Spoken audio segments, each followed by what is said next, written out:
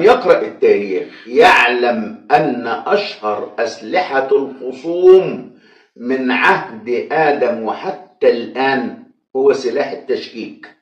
والمشكك في أي أمر لديه بالحق وبالباطل 1000 مليون دليل، وهو لا يقبل الجدال، وأي جدال معه سيكون جدال عقيم، وأفضل من جداله الترك وعدم الرد، وأن تدع الكلاب تنبح والقافلة تسير. فأشهر أشكال التشكيك على مر التاريخ هو التشكيك في الإيمان وفي الولاء للأوطان. وأنا بعد 63 عام عشتها في هذه الحياة لم أرى أغرب من خط سكة حديد تسير عليه قاطرة الدول العربية، وهذا الخط لم يتغير بتغير الزمان أو تغير المكان.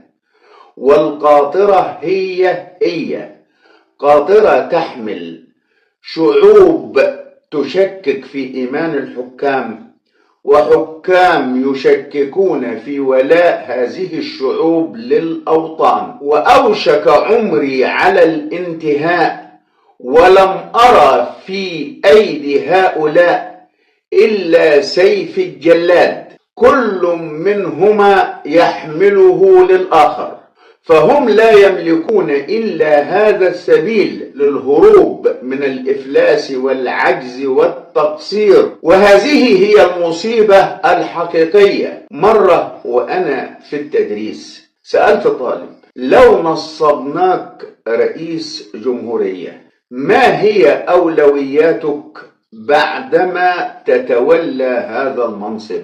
فقال لي: أمنح الشعب حرية. فقلت له: هذه هي المصيبة، أنك أنت من يمنح، لأنه الصح أن الكل راعي، وكل راعي مسؤول عن رعية.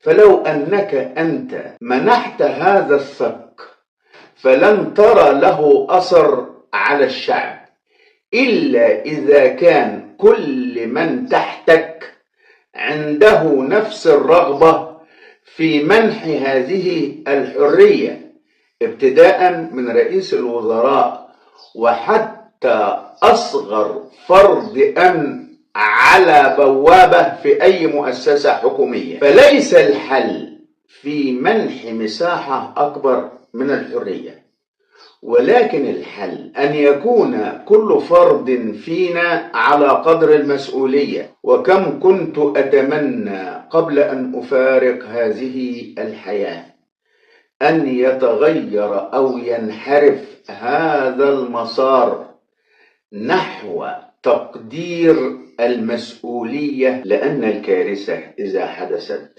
لن تترك أحد